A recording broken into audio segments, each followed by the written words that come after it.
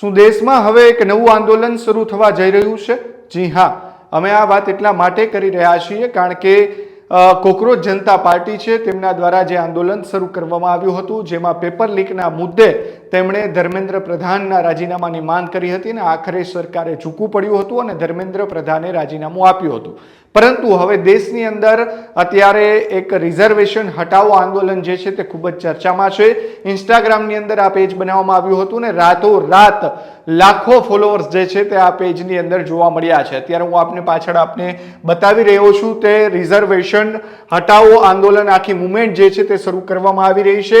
આ મુવમેન્ટ જે છે તેમાં ઇન્સ્ટાગ્રામ પેજની અંદર રિઝર્વેશન હટાવો આંદોલન RHA કરીને આ પેજ બનાવવામાં આવ્યું છે ને જેમાં 4.7 મિલિયન ફોલોઅર્સ જે છે તે તાત્કાલિક થયા છે. એટલે કે એક બાદ એક હવે આંદોલનની શરૂઆત થઈ રહી છે તેવા પણ સવાલો અત્યારે થઈ રહ્યા છે. આપ જોઈ રહ્યા છો તેમાં લખવામાં આવ્યું છે કે સારી જાતિ એક સમાન મેરા બસ એ દેશ મહાન. આ પ્રકારની મુવમેન્ટ જે છે તે અત્યારે આખી ચલાવવામાં આવી રહી છે. અલગ અલગ પોસ્ટ જે છે તે પણ કરવામાં આવી છે અને હવે ક્યાંક ને ક્યાંક જે કોકરોચ જનતા પાર્ટીએ જે આંદોલન કર્યું હતું હવે ત્યારબાદ લાગી રહ્યું છે કે એક નવી મુવમેન્ટ શરૂ થવા જઈ રહી છે. રિઝર્વેશન હટાવો આંદોલન, એટલે કે જે અનામત છે તે હટાવવામાં આવે, બધાને સરખું ન્યાય જે છે તે મળે તે માટે કદાચ આ આંદોલન શરૂ થયું હોય તેવું લાગી રહ્યું છે. પરંતુ સૌથી મોટા સમાચાર એ છે કે જે રિઝર્વેશન હટાવો આંદોલનની આ મુવમેન્ટ શરૂ થઈ છે તેમાં હવે ગુજરાતના જે પાટીદાર આગેવાનો જે છે, પાટીદાર આંદોલનનો જે ચહેરો રહી ચૂક્યા છે તે લોકો પણ હવે આમની અંદર આવ્યા છે અને તેઓ પણ મેદાને આવતા તેમણે શું કહ્યું તે પણ સાંભળશું. જે વરુણ પટેલ છે કે જે હાર્દિક પટેલ સાથે પાટીદાર આંદોલનનો ચહેરો રહ્યા હતા, દિનેશ બાંભણિયા છે તેઓ પણ પાટીદાર આંદોલનનો ચહેરો રહ્યા હતા, તેમણે પણ જે વરુણ પટેલ છે તેમણે આખી આ પોસ્ટ જે છે તે તેમના પેજ ઉપર મૂકી અને તેમણે શું કહ્યું છે તે પણ સાંભળવાના છીએ. જે રિઝર્વેશન હટાવો આંદોલન જે છે તેમને ક્યાંક સમર્થન આપતા હોય અથવા તો તેમને લઈને તેમનું શું કહેવું છે, દિનેશ બાંભણિયાએ શું કહ્યું અને વરુણ પટેલે શું કહ્યું, આવો સાંભળીએ. જય સરદાર મિત્રો, આજે સમગ્ર દેશમાં અનામતની નીતિને લઈને સોશિયલ મીડિયા ઉપર એક મુવમેન્ટ ચાલી રહી છે. આ મુવમેન્ટનો હેતુ અનામત નીતિને રિફોર્મ કરવા માટેની માંગણી છે. હું આપ સૌને કોઈ પણ અનામતના કેટેગરીમાં આવતા લોકો હોય કે અનામતની બહાર આવતા લોકો હોય તેમને મારી વિનંતી કરું છું કે આપે સૌએ આમ માંગણીમાં જોડાવવું જોઈએ અને દેશમાં 75 વર્ષની આઝાદીના સમય પછી આજે આપણે અનામત નીતિમાં રિફોર્મ કરવાની ખાસ જરૂર થઈ છે. કારણ કે જનરલ કેટેગરીના યુવાનો જ્યારે પોતાની પરીક્ષા હોય, પોતાના એડમિશન હોય, પોતાની નોકરીનો સવાલ હોય ત્યારે એ જે સામનો કરી રહ્યા છે તેના બદલે સમાનતાનો હક મળે, દરેક પરિવાર, દરેક વ્યક્તિને સમાનતા મળે. સાથે સાથે એજ્યુકેશનમાં કે નોકરીમાં અથવા અન્ય કોઈ પણ જગ્યાએ જ્યાં જરૂરિયાતમંદ પરિવારો છે, જેમને ખરેખર શારીરિક ખામીઓ હોય કે તકલીફો હોય કે આર્થિક તકલીફો હોય એને અનામત નીતિનો લાભ મળે એ માટેના પ્રયાસો થાય અને એના સુધારાઓ થાય, એના માટે હું મારો મત રજૂ કરું છું. ચાલતી મુવમેન્ટમાં આપ સૌ સાથ સહકાર આપી અને સરકાર સુધી આપણી માંગણી પીસફુલી પહોંચાડીએ એવી વિનંતી છે. નમસ્કાર મિત્રો, ખૂબ મહત્વના વિષય ઉપર આજે ચર્ચા માટે તમારી સમક્ષ આવી રહ્યો. તમે જોયું હશે કે દેશવ્યાપી એક કોકરોચ જનતા પાર્ટીનું આંદોલન શરૂ થયું. ગુજરાતના નહીં પણ દેશના તરુણોએ, યુવાનોએ, વિદ્યાર્થીઓએ બહુ જ મુદ્દા સાથેની માંગણી સાથે, જેન્યુઅન માંગણી સાથે શરૂ કરેલું આંદોલન. દરેક આંદોલનમાં જેમ શરૂઆત હોય તો એવી જ રીતે એ આંદોલનને પણ કચડી નાખવાના અઢળક પ્રયત્નો થયા, પણ જેનજી સામે અંતે સરકાર ટક્કર ના લઈ શકી અને એની માંગણી સરકારે પૂરી કરવી પડી. પણ આ આંદોલન પછી દેશની જેનજી અને જે અમારી જનરેશન કહેવાય, દેશની મિલેનિયર જનરેશન, જેનજી પહેલાની જનરેશન, બંને જનરેશનમાં ક્યાંક ને ક્યાંક ઉર્જાનો સંચાર થયો અને દેશના યુવાન પોતાની માંગણી સરકાર સમક્ષ મક્કમતાથી નિર્ભય રીતે રજૂ કરવાની શરૂ કરી. એનું જ એક બીજું ઉદાહરણ, તમે મારા માથા ઉપર સ્ટીકર જોતા હશો. ફેસબુકમાં આવું બધું મને બહુ આવડતું નથી, પણ આજે શીખ્યો છું, ટ્રાય કર્યું. રિઝર્વેશન હટાવો આંદોલન. એની સ્પીડ, સોશિયલ મીડિયામાં એની સ્પીડ કોકરોચ કરતા ડબલ છે. કોકરોચ જનતા પાર્ટી કરતા ડબલ. 24 કલાકમાં આ પ્લેટફોર્મ ઉપર, ઇન્સ્ટાગ્રામના પ્લેટફોર્મ ઉપર રિઝર્વેશન હટાવો આંદોલન, રિઝર્વેશન હટાવો મુવમેન્ટના હેડિંગ સાથે અઢળક પેજ ચાલુ થઈ ગયા. અને એમાંનું એક પેજ છે રિઝર્વેશન હટાવો આંદોલન, જેમાં કાલના દિવસમાં 4 મિલિયન ફોલોવર વધ્યા. વિશ્વની કોઈ પણ રાજનીતિક પાર્ટી કરતા વધારે, વિશ્વના કોઈ પણ રાજનીતિક વ્યક્તિ, સેલિબ્રિટી કરતા પણ વધારે પ્રમાણમાં આમાં ફોલોવરનો આગની જેમ વધારો થઈ ગયો. આ મુવમેન્ટ કેટલી સાચી છે, કેટલી સફળ છે, કેટલી સફળ થશે, સરકાર, સમાજ, યુવાનો આને કઈ રીતે કન્સિડર કરશે, એ તો આવનારો સમય કહેશે. પણ આ વિષયમાં હું એટલે આવ્યો છું કે આ આપણા રિલેટેડ આ વિષય છે. અમારા બધાનો પણ રાજનીતિમાં જન્મ અનામતના વિષયને લઈને થયો છે. સમાજ જીવનમાં જન્મ અનામતના વિષયને લઈને થયો. આવનારા દિવસોમાં ગુજરાતના બિન અનામત વર્ગના યુવાનો, બિન અનામત વર્ગના આગેવાનો બધાને સાથે લઈ એક મંત્રણાનું આયોજન કરી રહ્યા છે. કારણ કે હવે આ દેશની ડિમાન્ડ છે, રાજ્યની ડિમાન્ડ છે. રિઝર્વેશન હટાવો આંદોલન ગુજરાતનું એક પેજ બની ગયું છે અને એ 24 કલાકમાં ખાસું વાયરલ થઈ ગયું. અને રિઝર્વેશન હટાવો આંદોલન આ તો એક 4.1 મિલિયન વ્યૂ સાથેનું મેં એક પેજનું ઉદાહરણ આપ્યું. લાખો ફોલોવરો ધરાવતા આ સેમ નામના અઢળક પેજ દેશના અલગ અલગ ખૂણેથી ચાલુ થયા અને સરકાર સામે બહુ મક્કમતાપૂર્વક સોશિયલ મીડિયાના માધ્યમથી રજૂઆત પહોંચાડવાનો એક પ્રયત્ન થઈ ગયો. આ રજૂઆતને ગ્રાઉન્ડ ઉપર લાવવાનો પ્રયત્ન કરીશું, ચિંતા કરીશું, ચિંતન કરીશું. ગુજરાતની મીટિંગ થયા પછી દેશના અનામતને રિલેટેડ અલગ અલગ અનામતની ચળવળો ચલાવતા, અનામતના સુધારાની ચળવળો ચલાવતા, અનામત હટાવવાની ચળવળો ચલાવતા આગેવાનો, યુવાનો સાથે દિલ્હીમાં બેઠક કરીશું દેશવ્યાપી. અને આ બધું સફળ થાય અને તમામ ચર્ચા વિચારણા કરી અને પછી આગળની રણનીતિ બધા સાથે મળીને નક્કી કરીશું. મેં સાથે સાથે એક પોલ પણ ક્રિએટ કર્યો છે. હું ઈચ્છું છું કે પોલમાં પણ તમે વોટ કરો કે શું આ મૂવમેન્ટ થવી જોઈએ કે ના થવી જોઈએ. આ મુદ્દો સાચો છે કે ખોટો છે.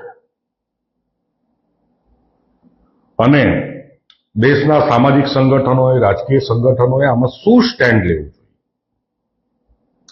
ખૂબ જ ગંભીર વિષય છે, દરેકને લાગુ પડતો વિષય છે. અમે ટૂંક સમય પહેલા અમે ચૂંટણીમાં કીધું હતું કે આ મુવમેન્ટ કેમ સક્સેસ છે એનું હું તમને કારણ કહું. ચૂંટણીમાં મેં કીધું હતું કે ઓપનની સીટો સ્થાનિક સ્વરાજની ચૂંટણીમાં ઓપનને આપો. મેં ગુજરાતના ભારતીય જનતા પાર્ટીના અમારા પ્રમુખ જગદીશભાઈને પત્ર પણ લખ્યો હતો કે જે બિન અનામતની સીટો છે એ બિન અનામતને આપો. એ પત્ર લખવા છતાંય તમને લેટેસ્ટ ઉદાહરણ આપું છું કે સ્થાનિક સ્વરાજની ચૂંટણીમાં તમે 10% અનામત લાગુ કરો, એ પણ અમારી માંગણી છે, આપણી માંગણી છે. એ પત્ર લખવા છતાં પણ ગુજરાતમાં જે ચૂંટાયેલા સ્થાનિક સ્વરાજની ચૂંટણીમાં ચૂંટાયેલા પ્રતિનિધિની સંખ્યા તમે ગણો તો ખાલી બિન અનામત વર્ગના ભાગે 12 થી 14% સીટો આવી છે. 84 થી 86% ચૂંટાયેલા જનપ્રતિનિધિઓ એ અનામત વર્ગમાંથી આવે. આ એક લેટેસ્ટ ઉદાહરણ, તમને લેટેસ્ટ દાખલો સમજણ પડે આપો. શિક્ષણની ને બધાની તો આપણે વાતો કરીએ જ છીએ ને, એના તો બધી પીડા જાણીએ છીએ. અને આ રિઝર્વેશન હટાવો આંદોલનમાં ઐતિહાસિક ફોલોવરનો વધારો એ પીડાનું પરિણામ છે. હું એવું માનું છું કે કદાચ આજના દિવસમાં 24 કલાકમાં રિઝર્વેશન હટાવો આંદોલનમાં 10 મિલિયન ઉપર ફોલોવર થઈ જવાના છે. અને આના અત્યારે જો બધા અલગ અલગ પેજનું ટોટલ મારો તો અત્યારે 10 મિલિયન. પણ હું એવું માનું છું કે એક જ પેજમાં 10 મિલિયન ઉપર ફોલોવર થઈ જવાના છે. ક્યાંક ને ક્યાંક જેનજીએ મનોરંજન માટે ચાલતું ઇન્સ્ટાગ્રામ ને ક્રાંતિનું હથિયાર બનાવી લીધું છે. ઇન્સ્ટાગ્રામ એક મનોરંજન કરતા અત્યારે ક્રાંતિનું માધ્યમ વધારે બની ગયું છે. ફેસબુકમાં જેન મિલેનિયર વધારે છે અને ઇન્સ્ટાગ્રામમાં જેનજી વધારે છે. જેનજી અને જેન મિલેનિયર બેયનું કોમ્બિનેશન થાય અને આ વિષય એવો છે કે જેમાં જેન મિલેનિયર પીડિત છે, ભૂતકાળમાં પીડિત છે, અને જેનજી અત્યારે પીડિત છે. બેયનો સમન્વય આમાં થઈ રહ્યો છે અને આ કંઈક નવા પરિણામો લાવશે. દેશમાં કોક્રોચની ક્રાંતિ કરતા આ મોટી ક્રાંતિ હશે. જો આ ક્રાંતિ જામી, સોશિયલ મીડિયામાં જામી છે, એવી જ રીતે જો ગ્રાઉન્ડ ઉપર આ વિષય અને આ ચર્ચા શરૂ થવા લાગી અને આના રિલેટેડ આંદોલનો થયા, તો ભારતના ઇતિહાસનું કદાચ સૌથી મોટું પરિણામલક્ષી આંદોલન હશે. ખૂબ ગંભીર પ્રશ્ન છે અને ખાસ તો આ પેજ અને એફબી અને ઇન્સ્ટામાં ચાલતી આ મુવમેન્ટ ઉપર બધા નજર રાખો. મેં તો આવા પેજ બધા ફોલો કર્યા છે. તમે વિચારી લો તમારે ફોલો કરવા કે નહીં કરવા. તમારે રિઝર્વેશન હટાવી દે, રિઝર્વેશનમાં સુધારો કરાવવો દે, ઈડબ્લ્યુએસ સ્થાનિક સ્વરાજની ચૂંટણીમાં લાગુ કરવી દે, તમારું જનપ્રતિનિધિત્વ જળવાય એના માટે ખૂબ ગંભીરતાથી પ્રયત્નો કરવા છે. એ તમે વિચારી લો. મેં તો એક પબ્લિકથી કનેક્ટ છું, આ વિષયથી કનેક્ટ છું અને છેલ્લા 48 કલાકથી આખા દેશની હું આ સોશિયલ મીડિયાની મુવમેન્ટનો અભ્યાસ કરતો હતો. પણ હવે નાઉ ઇટ્સ ફાયર. અને કાલના દિવસમાં કોકરોચ જનતા પાર્ટીના પણ સોશિયલ મીડિયાના રેકોર્ડ આ મુવમેન્ટ તોડી નાખશે. એક સનાતન સત્ય છે. આવનારા દિવસોમાં ગુજરાતમાં શું થાય ને, ફરીથી દિલ્હીના જંતર મંતરમાં શું થાય, રાજસ્થાન કે ઉત્તર પ્રદેશ કે બિહારમાં શું થાય છે, એ જેવું રહ્યું. આ મુદ્દાને ગ્રાઉન્ડ ઉપર કેટલો વિદ્યાર્થીનો સપોર્ટ મળે છે, સરકાર શું એક્શન લે છે, ખૂબ ગંભીર વિચારણા સાથેના વિષયો છે. પણ હું વ્યક્તિગત રીતે 100% ગંભીરતાથી એવું તો માનું જ છું કે અનામત પદ્ધતિનું આકલન થવું જોઈએ. 50 વર્ષ 75 વર્ષથી ચાલતી એકની એક પદ્ધતિ છે, એમાં સુધાર થવો જોઈએ. સરકારે સંપૂર્ણ વિચાર કરવો જોઈએ અને આ આંદોલન જેનજી જેવું થાય એ પહેલા જ સરકાર વિચાર કરી અને કંઈક એક્શન લે એવી પણ આપણે આશા રાખીએ. ખૂબ બહુ લાંબી વાત નથી કરવી, પણ થોડા ટાઈમ પહેલા યુજીસીના નિયમો આવ્યા હતા. એમાં સરકારે બેકફૂટ ઉપર જવું પડ્યું હતું, કારણ કે એમાંય બિન અનામત વર્ગના વિદ્યાર્થીઓનું ભયંકર શોષણની શક્યતાઓ હતી. સરકાર બેકફૂટ ઉપર ગઈ હતી અને સરકારે એમાં સુધાર કર્યો હતો. ક્યાંક ને ક્યાંક બિન અનામત વર્ગના લોકો જોડે મોટી શક્તિઓ દ્વારા બહુ મોટા પરીક્ષણો ચાલી રહ્યા કે અમને ટેસ્ટર અડાડો શું કરે, બરોબર છે. તમારે જોવાનું છે, તમારું સ્વમાન છે, તમારું ભવિષ્ય છે, તમારા વિચારો શું કરવું. આગળ વધવું હોય તો સંપર્ક કરીશું આવનારા દિવસોમાં. અને બિન અનામત વર્ગના ઘણા બધા પ્રશ્નો ગુજરાતમાં છે, એના રિલેટેડ પણ વાત કરવાની છે અને એના પણ સોલ્યુશન લાવવાના છે. પણ આ તો રિઝર્વેશન હટાવો આંદોલન તમે ઉપર પેજ જોતા હશો, ખબર નહીં દેખાય છે કે નહીં દેખાતું, કારણ કે મેં પહેલી વાર ટ્રાય કર્યો છે. ના દેખાતું હોય તો ફરીથી એકવાર નામ યાદ રાખી લેજો. રિઝર્વેશન હટાવો આંદોલન આરે છે અને રિઝર્વેશન હટાવો મુવમેન્ટ, રિઝર્વેશન હટાવો મુવમેન્ટ ગુજરાત, આ બધાના નામે ઇન્સ્ટાગ્રામ અને ફેસબુકમાં જબરજસ્ત ઐતિહાસિક કેમ્પેઇન ચાલી રહ્યું છે.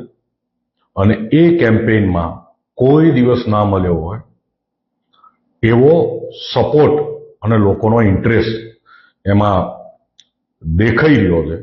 કોઈ ઓર્ગેનાઇઝેશન વગર, સોશિયલ આર્મી વગર, નેચરલ કોર્સમાં.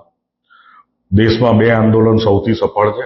ગુજરાતનું પાટીદાર અનામત આંદોલન કે જે 100% પરિણામ લાવ્યું હતું, અને બીજું આ કોકરોચ જનતા પાર્ટીનું આંદોલન કે જેમાં 100% પરિણામ મળ્યું હતું.